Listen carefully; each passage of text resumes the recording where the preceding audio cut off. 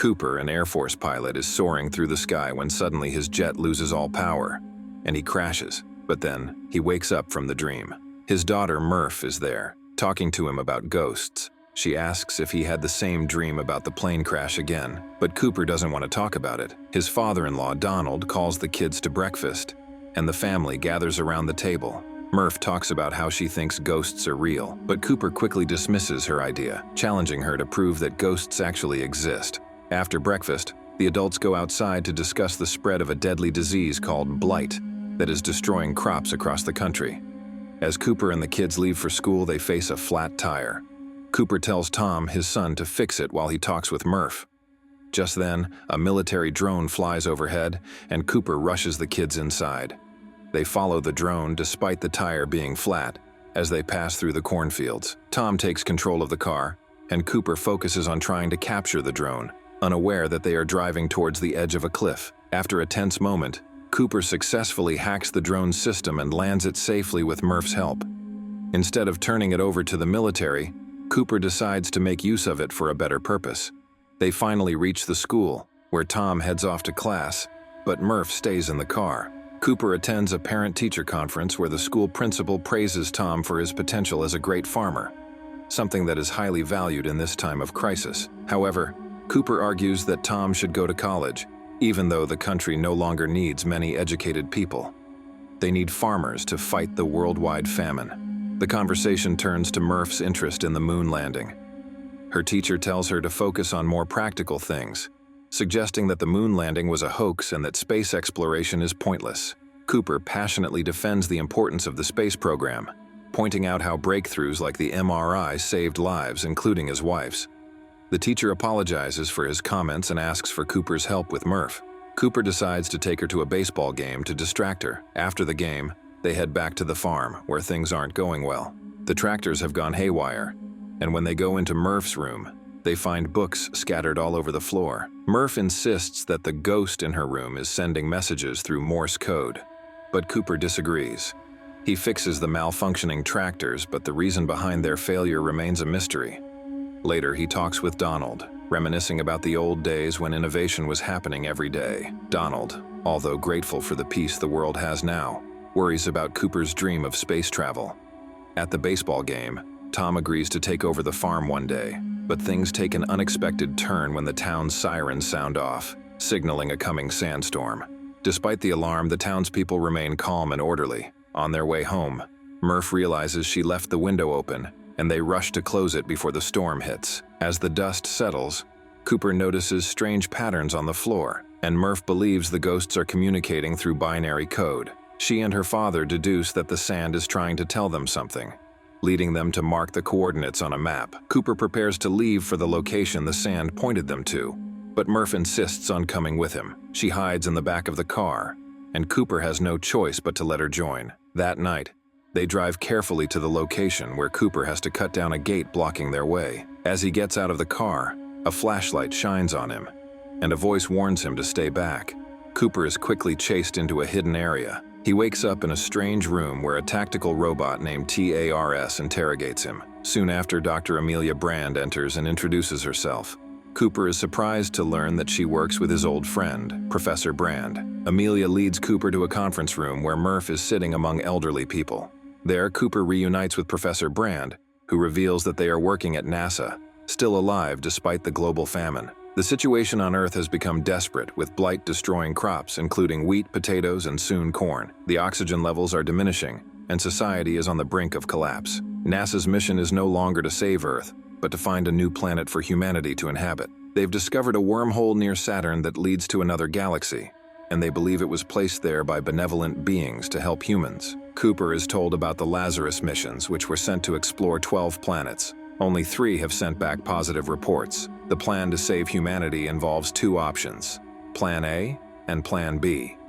Plan A is to use a massive spacecraft, powered by gravity, to transport the surviving humans to another planet. However, this plan is still theoretical, and it's up to Cooper to make it a reality. Plan B is to send fertilized eggs to start a new human colony on a distant planet. Professor Brand assures Cooper that Plan A will be ready by the time he returns, and this gives Cooper hope. Back home, Cooper tries to talk to Murph, but she is upset that he's leaving. Donald confronts Cooper later, pointing out that his dream of space travel has finally come true.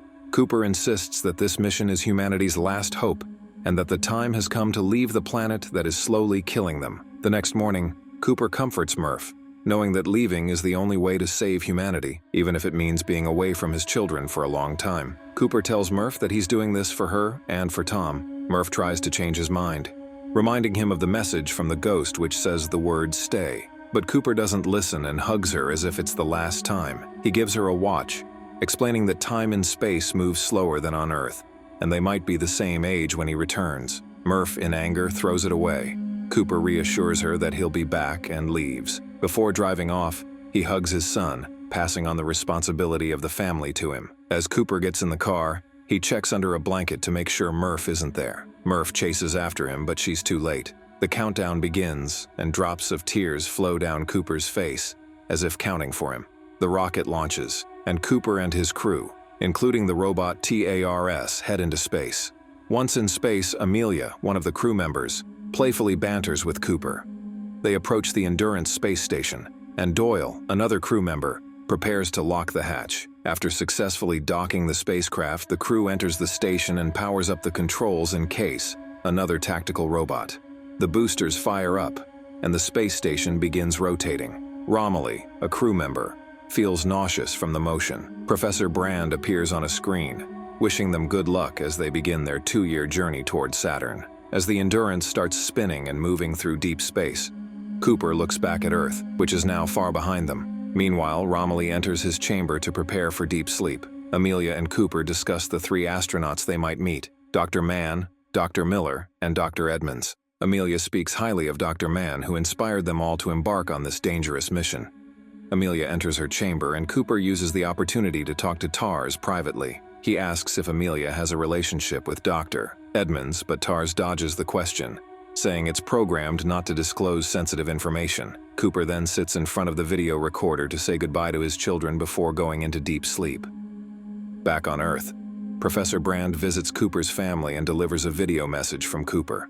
Murph is not interested in the message, and Brand talks to Donald, suggesting he take Murph under his wing. Years pass, and the Endurance crew approaches Saturn. A faint shine passes by, signaling their arrival near the black hole Gargantua. Cooper is awake and watches the video messages from his family. As he sits beside Romilly, who is becoming increasingly paranoid, Cooper comforts him and lets him borrow his earphones.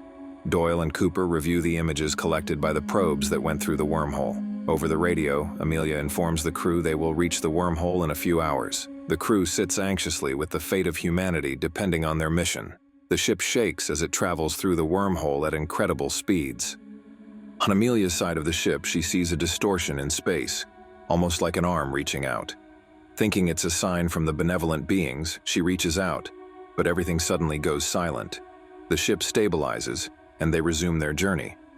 The crew gathers for a meeting to discuss their next move. They decide to visit one of 2 planets, one near Gargantua, where time passes differently. 1 hour there equals 7 years on Earth, or a planet farther from the black hole. Dr. Edmonds, who they had planned to visit, has lost communication. Doyle wants to proceed with Plan B, letting everyone on Earth die, but Cooper proposes a middle ground. They will travel to the opposite side of Gargantua to avoid the time dilation when they land. The crew agrees, and preparations are made. As the crew nears the planet's surface, turbulence shakes the ship. They get ready for landing, and a vast ocean comes into view as they pass through the clouds. Cooper expertly pilots the craft, narrowly avoiding a crash into the waters. Once on the surface, Doyle and Amelia head out into the shallow sea while Case, the robot, finds debris from Dr. Miller's beacon. They search for the rest of the wreckage, heading toward a mountain in the distance. As they get closer, Cooper realizes that the mountains they are seeing are actually waves.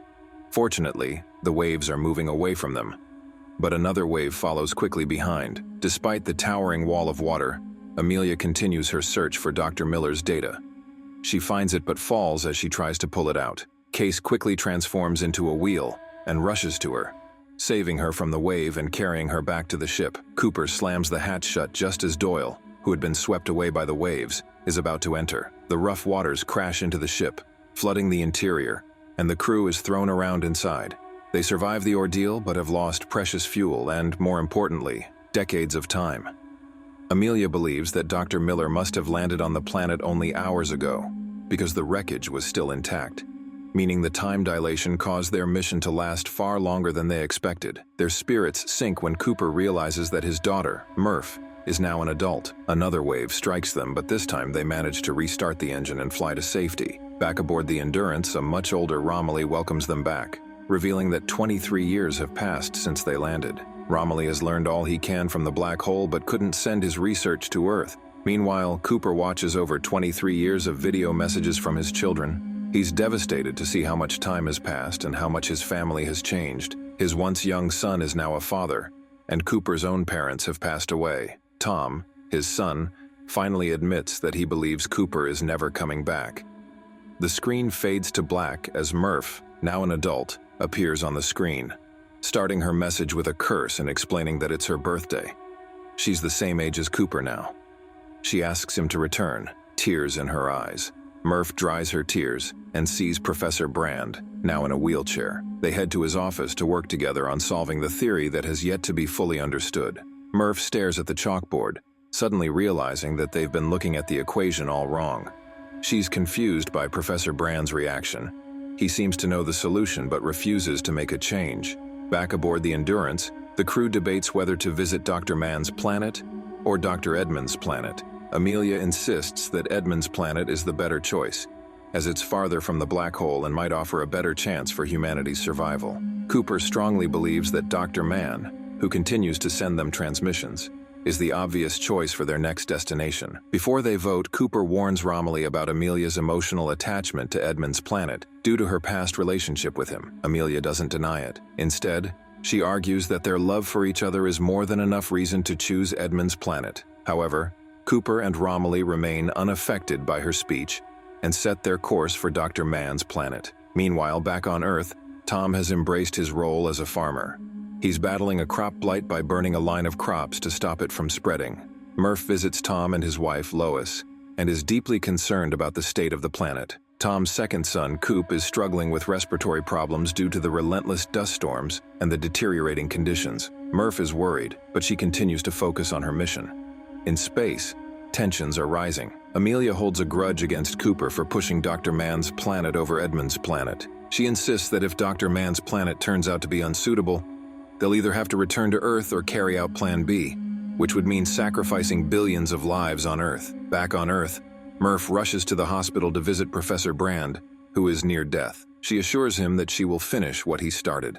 In his last moments, Brand confesses to Murph that Project Endurance was never meant to return to Earth. He reveals that Plan A and the theory were all lies. With this shocking admission, Brand dies, leaving Murph devastated and filled with anger. Murph records a video message to share the truth with the crew. She accuses Amelia of knowing about her father's lies. As the crew approaches Dr. Mann's planet, they see the snowy mountains and a base that's been abandoned for years.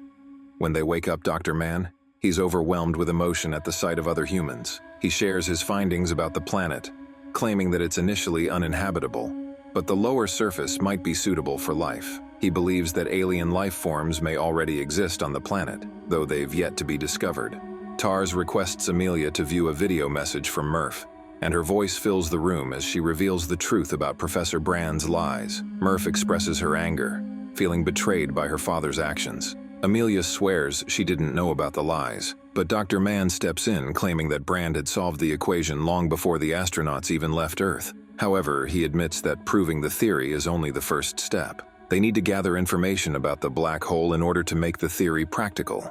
Unfortunately, the laws of physics don't allow them to gather that data. Mann justifies Professor Brand's actions, saying that the sacrifice of billions on Earth is necessary to save humanity. Cooper, still in disbelief, insists on returning to Earth.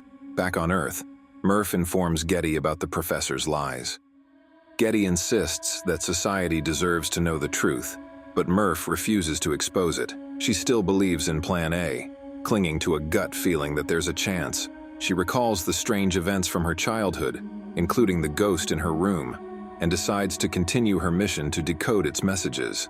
Meanwhile, Getty checks on Tom's family, who are still suffering due to the worsening conditions. Getty scolds Tom for not leaving the area, but Tom responds by punching Getty in frustration. Murph tries to provoke him by asking if he'll wait for his next child to die before he moves. Tom angrily orders them to leave. Murph and Getty set off to douse the crops with fuel and start a fire, using the disaster to rescue Tom's family. The fire alerts Tom, who rushes out to stop it. With the crops burning, Murph and Getty manage to bring Tom's family to safety and return to Murph's childhood home. Meanwhile, in space, Cooper prepares to return to Earth.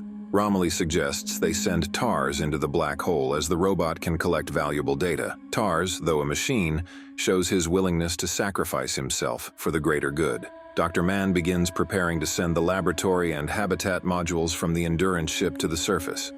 Cooper accompanies Mann to scout for suitable locations. As they talk, Mann reveals that the survival instincts of humans are what push them beyond their limits, especially when it comes to protecting their children. Their conversation grows more unsettling, and soon they find themselves standing at the edge of a deep abyss.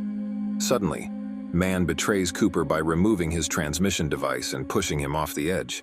Mann tries to kick Cooper's hands off the ledge, but Cooper fights back and pulls Mann down with him. As the two struggle, Mann admits that he faked the data about the planet's habitability. He confesses that he chose to save himself instead of the mission, putting everyone else's lives in jeopardy. As Cooper gains the upper hand, Mann headbutts his helmet, exposing him to the toxic atmosphere and leaves him to suffocate. Mann shows no remorse, looking back at Cooper as he struggles to breathe. Cooper, desperate to survive, crawls to a transmission device and calls out for Amelia. Amelia and Case quickly fly toward Cooper and manage to reach him just in time.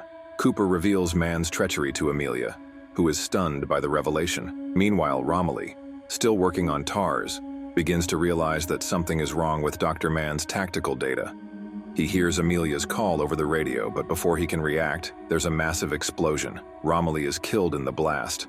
Dr. Mann, watching from a distance, is surprised by the explosion and activates his communications to hear that Cooper and Amelia are still alive. Meanwhile, the crew realizes that the auto-docking procedure on the spacecraft has been disabled, and it will take a miracle for Dr. Mann to successfully board Endurance. As Mann attempts to dock manually, the spacecraft hovers dangerously close to the airlock hatch. Despite the blaring alarms, Mann continues his reckless actions, planning to open the hatch. Cooper, desperate to stop him, pleads for Mann to reconsider, knowing that opening the hatch will cause the airlock to explode. Amelia's voice echoes through the ship, warning Mann of the consequences. Mann, however, justifies his actions, claiming that he's doing it for the survival of humanity. He opens the hatch, and the airlock explodes in a massive fireball. The crew watches helplessly as debris rushes toward them. Cooper takes control of the spacecraft and, in a desperate attempt to save them, plans to chase down Endurance and dock at extreme speeds. Cooper and Amelia are racing against time as they approach the stratosphere of a distant planet aboard the Endurance. Tensions are high as they get ready for a risky maneuver. Case insists it's impossible to execute, but the stakes are too high. They need to dock with the station, and it's absolutely necessary for their survival. The docking area comes into view as Endurance nears the edge of the planet's atmosphere. TARS opens the hatch and everything lines up perfectly. But as the ship starts to rotate with Endurance, they experience an overwhelming G-force. Amelia blacks out from the pressure, and Cooper grips the controls desperately, fighting to keep the ship steady. TARS successfully locks in the dock, and the rotation stops. With a sigh of relief, they push Endurance out of the stratosphere, stabilizing the station. Just as they think they can relax, Case cuts in with some bad news. They're on a course for Gargantua, a massive black hole. The news shocks them, but there's no turning back now. Inside the ship, they make their way through the damaged quarters. When they reach the generator room, Amelia confirms that there's still power and the system is stable. Cooper announces that the ship's navigation systems are destroyed. They can't return to Earth, but they might be able to reach Edmonds' planet if they can survive long enough. Cooper formulates a risky plan. They'll use the gravitational pull of Gargantua as a slingshot to propel them to Edmonds' planet. They have to strip Endurance of everything unnecessary, even TARS, to lighten the load. Amelia hesitates, not wanting to let go of their loyal companion, but TARS, ever the selfless AI, agrees. He knows the mission is bigger than him, and his only goal is to help humanity. As Endurance enters Gargantua's orbit, they're already traveling at unimaginable speeds. TARS detaches, bidding them a final farewell. The tension is palpable. As they push toward maximum velocity, Amelia's panic rises when she hears Case announce that Cooper's section is about to detach. There aren't enough resources to sustain both of them. Cooper, realizing the grim reality, sacrifices himself for the mission. He detaches from the ship, heading straight toward the black hole. Amelia is heartbroken, hearing Cooper's last words before his section separates. As Cooper falls into Gargantua, the darkness of the black hole envelops him. He loses consciousness as flashes of light hit the ship. It's like a storm of light crashing into the vessel, and Cooper screams, unsure if he'll make it out alive. When he wakes up, he finds himself in a strange place. A cold and unfamiliar dimension.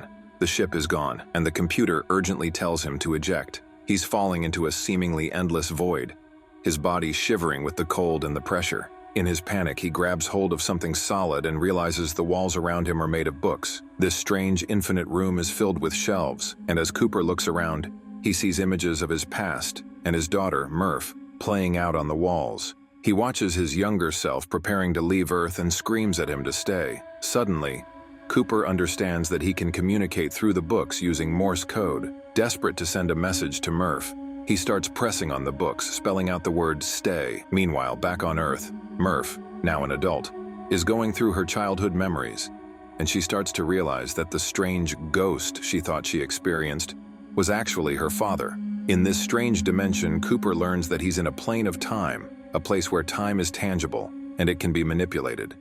The beings that created this realm are more advanced than humans, and they've evolved beyond anything Cooper could have imagined. They can move through time, and they used this ability to help him communicate with Murph. Tars, still alive, reaches out to Cooper and explains that these beings are essentially humanity's future. Cooper, realizing the power of gravity to travel through time, comes up with a plan. He asks Tars for NASA's coordinates in binary, and with this information, he sends a message to his past self in the form of sand. Cooper laughs in disbelief when he realizes that the omnibenevolent beings have chosen Murph to save humanity. Murph, after hearing the Morse code from Cooper's watch, understands what needs to be done. She rushes to the NASA facility and begins working on Plan A, the mission to save humanity.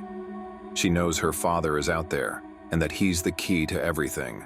In a moment of intense emotion, Murph finds the message Cooper sent her all those years ago, hidden in the ticking of the watch. She runs to Tom, and they embrace, knowing that Cooper has come back to save them. Meanwhile, Brand, who is still working on Plan A, realizes the final piece of the puzzle.